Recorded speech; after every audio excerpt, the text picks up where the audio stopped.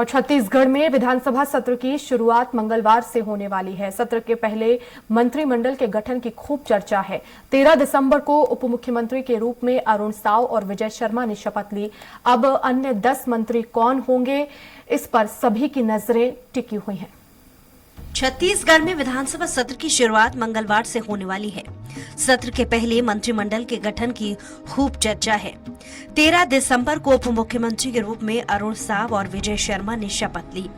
अब अन्य 10 मंत्री कौन होंगे, इस पर सबकी नजर टिकी हुई है। बीजेपी के मंत्रिमंडल पर अंतिम मंथन चल रहा है। किसी भी वक्त मंत्रिमंडल को लेकर नाम की घोषणा होगी।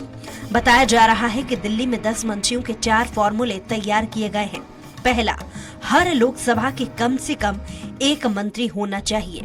दूसरा, 10 मंत्रियों में से 3 सामान्य, 3 ओबीसी और 3 आदिवासी और 1 अनुसूचित जाति का होगा। तीसरा है, हर संभाग से कम 2 मंत्री जरूर होंगे। चौथा फॉर्मूला, मंत्रिमंडल में 4 पुराने और 6 नए चेहरों को मौका देने का है। हालांकि इसी में पैंच फंसने की भी बात कही जा रही है। रविवार को मुख्यमंत्री विष्णुदेव साय ने मंत्रिमंडल को लेकर केंद्रीय गृह मंत्री जेपी नड्डा, ओम माथुर से चर्चा की। इधर मुख्यमंत्री विष्णुदेव साय ने मंत्रिमंडल में नए और पुराने चेहरों के होने की बात कही है। उन्होंने कहा कि मंत्रिमंडल को लेकर केंद्रीय गृह मंत्री और नड्डा जी से चर्चा हुई है। नए और पुराने चेहरों को शामिल किया जाएगा। जल्द ही मंत्रिमंडल का गठन हो जाएगा, थोड़ा इंतजार करिए। देखिए, कल शाम को पहुंचे थे और सवेरे वापस आए। तो आदरणीय गृह मंत्री श्री अमित शाह जी से मुलाकात हुई, आदरणीय राष्ट्रीय अध्यक्ष श्री जेपी नड्डा जी से मुलाकात हुई है और कुछ चर्चाएं हुई हैं और बहुत शीघ्र मंत्रिमंडल का गठन हो जाएगा। एक नजर विष्णुदेव साय मंत्रिमंडल के संभावित नामों पर। सामान्य वर्ग से बृजमोहन अग्रवाल, राजेश मूणत, पुरंदर मिश्र, किरण देव। ओबीसी वर्ग से ओपी चौधरी, धर्मलाल कौशिक या अजय चंद्राकर, गजेंद्र यादव या फिर ललित चंद्राकर। आदिवासी वर्ग से राम विचार नेता केदार कश्यप, लता उसेंडी या रेणुका सिंह। एससी वर्ग से डोमन लाल कौरसेवाड़ा या फिर दयाल दास बघेल। वहीं मंत्रिमंडल के गठन पर हो रही देरी को लेकर कांग्रेस बीजेपी पर हमलावर होने का मौका नहीं छोड़ रही है।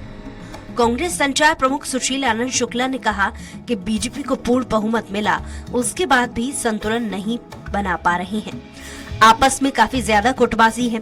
मंत्री बनने के लिए वरिष्ठ नेताओं का दबाव है। असमंजस के अभाव में मंत्रिमंडल का गठन अब तक नहीं हो पाया है। मुख्यमंत्री को तो पूरा दबा के रखा गया है। सारा निर्णय दिल्ली दरबार से हो रहा है।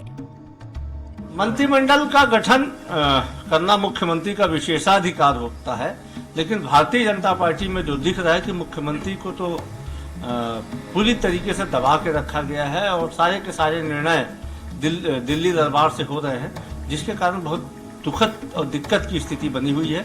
मंत्रिमंडल का गठन नहीं हो पा रहा है।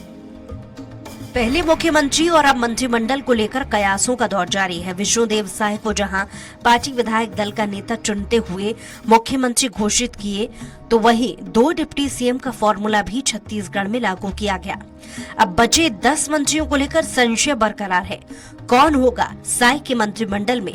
अब मंत्रिमंडल में किसको जगह मिलती है और किसे नहीं, ये तो आने वाला समय ही बताएगा। स्वराज एक्सप्रेस के लिए हेमंत शर्मा की रिपोर्ट।